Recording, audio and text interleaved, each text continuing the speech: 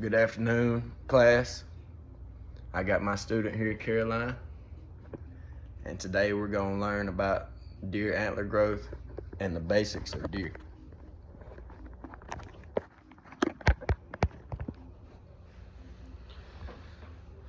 So to start, I got my talking points right here. If you see me looking at my paper, that's all that's on there. So to start, deer have always been partial to me. Something I've always loved to do. I grew up hunting deer, and probably about the age of 12 or 14, it was always important to me, but about 12 or 14, I really figured out that was something that I'd probably do for the rest of my life. But to go right into it, deer, they're a very unique animal. Like when I say unique, I mean, for one, they're the most healthy wild game known to man as far as eating the meat. They're good for your heart. It's very rich in protein, and the deer meat is, and you can't eat too much of it, but it's something that is in my weekly diet for sure. And I don't know, deer. When the deer is born in June, it's a long life. Most deer are born around here between May and August. August is really late. 1st of May is really early. So a deer stays pregnant for 201 days, ideally, and which is a little over 6 months. So during the rut, which is in December, January, most of those are bred. Some of them get bred on over in the end of January, February, some even on into March, and those are the babies that are born in August. But to get on to the deer antler growth, so like when a male deer is born, his first year he'll be about 6 months old during the season, and he'll have little nubs, very little nubs. And the next year he may be a spike, he may be a 4-point. The third year, which he'll be 2.5 at that point, after birth, they'll start showing what they're gonna be. Now, some you can tell at 1.5, most are 2.5. A 1.5-year-old deer with a rack is very impressive. But a 2.5-year-old deer should have a rack, a decent rack. Nothing crazy, nothing big, but he should be showing forms of potential if he's got it. Now, when I talk about potential, a lot of things go into that. The most important thing about a deer is his genetics. Kind of like humans. Like your genetically blessed people are probably athletes. And your better athletes have better genetics most of the time in all sports besides maybe baseball or golf. But like what forms deer horns, people kind of think that deer horns are produced by protein. And protein does help the health of a deer. But like for me and for a lot of other people, I'm sure, when you're working out, you're eating protein for muscle, not bone. A horn is a bone. Protein it helps produce horns, like I said, because the healthier the deer, the better his horns will grow. But as far as growing the actual antler itself, there's a little more to it in it. So the top 3 things in growing a deer horn is zinc, phosphorus, and calcium. Phosphorus being number 1. Phosphorus is something that naturally grows. It grows through the plant, but it's naturally produced in the ground. Some places more than others. Where it's naturally produced, you'll find bigger deer. And zinc is something that you kind of need to put in the diet. There's a little bit in corn, a little bit in protein. So how much zinc a deer eats is pretty much controlled by the hunter or the landowner. Another big talking point is grasses. So natural forage is good for deer, especially on good dirt. The richer the plant, the more the deer gets out of eating the plant. Ryegrass is a very popular grass to plant. It's easy to grow. It'll grow in concrete. It'll grow in the back of a truck. Like, for example, when it's time to plant, I'll put all the seed in the back of my truck, and maybe one bag will leak out some seeds, and you'll look in there a month later, or sometimes even 2 weeks later, and there'll be grass growing through the cracks, ryegrass. Now, no other grass will do that, but that's just, it's so easy to grow, it's convenient, and some people just plant ryegrass. It looks really good, especially if you fertilize it. But the most beneficial grass is a year-round grass, and it's alfalfa. It's expensive, it's hard to grow, it's hard to establish, but once it gets going, it'll be obvious because the deer they'll be feeding through, they'll use it frequently. It'll become a part of their pattern and their diet as soon as you get it coming up.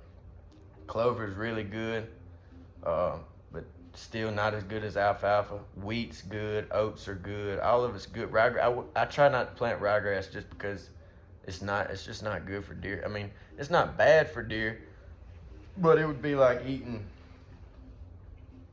a bag of chips compared to a baked chicken strip. You'll get 10 times more nutrients out of one baked chicken strip than 2 bags of chips.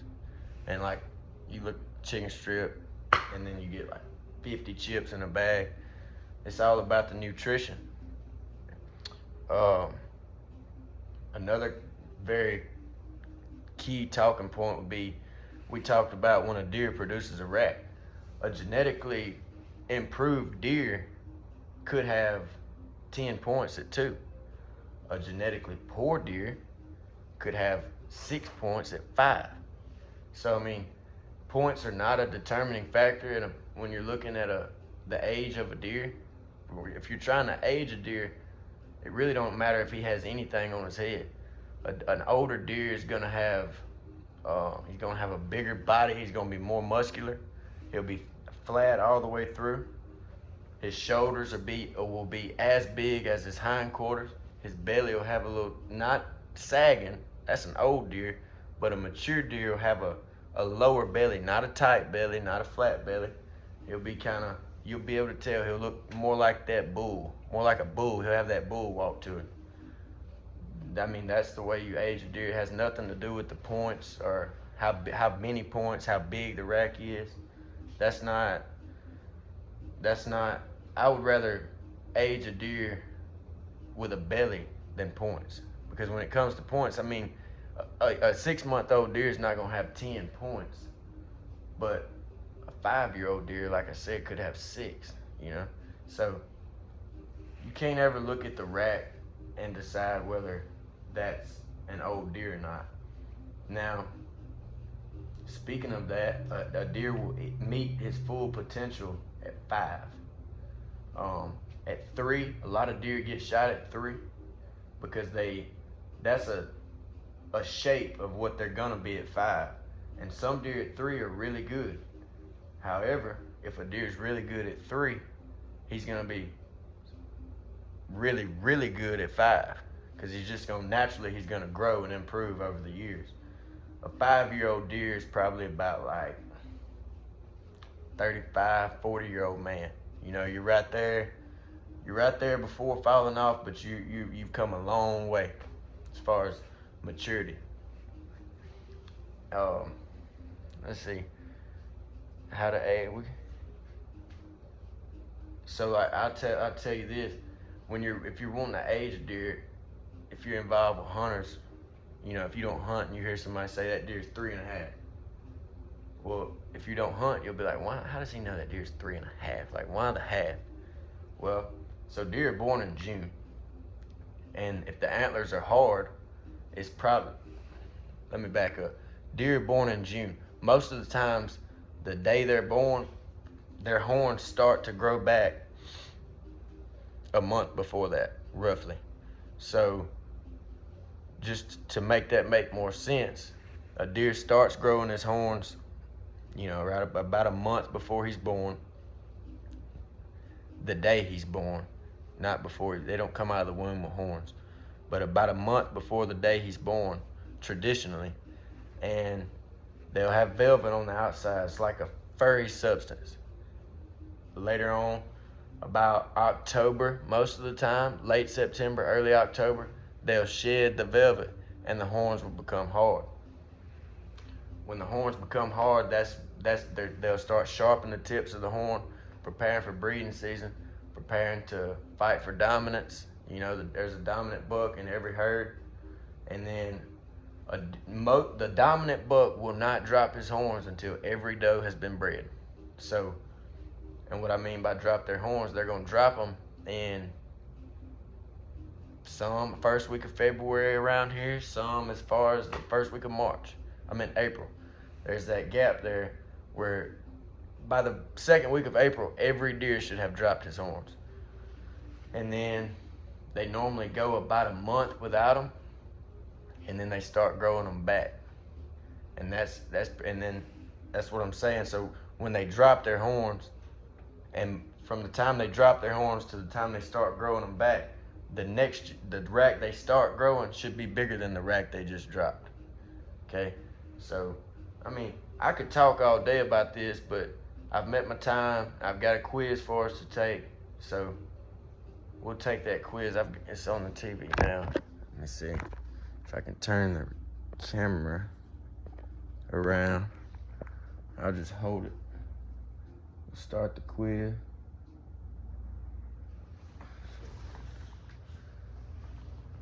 Deer quiz. I hope y'all enjoy this. I can't turn my camera around, so I'll just hold it right there. This question says, identify the age of this male deer.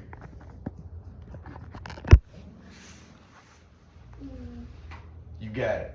No, you missed it. So, if we could go back, I would show you that the horns were hard, the belly was low, and the horns were hard, so obviously it's gonna be a half. The belly was low, the body was big, 3.5 would be too young, 5.5 is the answer.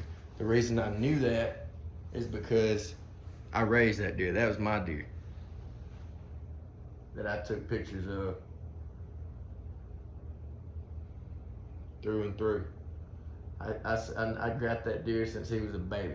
Protein is the main ingredient in developing deer antler. True or false?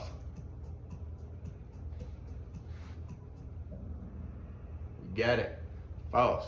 Phosphorus is the main ingredient. Proteins for muscle. It does help, but it's not the main ingredient. All right.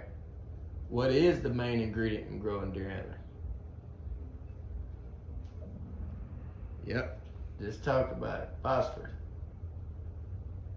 Okay.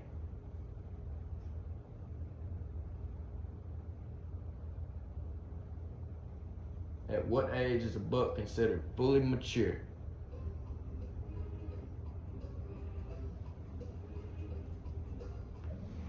5. That's correct. 6 is the oldest number, but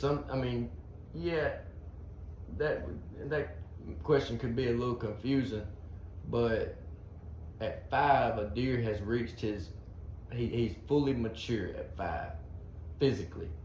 Mentally, just like humans, they'll keep getting wiser, but a deer has reached he's grown at 5. True or false? Genetics is the most important thing involving a buck's potential. True. Good. Okay. True or false? Points are a determining factor in a deer's age. False. That's correct. Like we said, we could have a 2-year-old 10-point or a 5-year-old 6-point. We look more towards the belly, not the rack.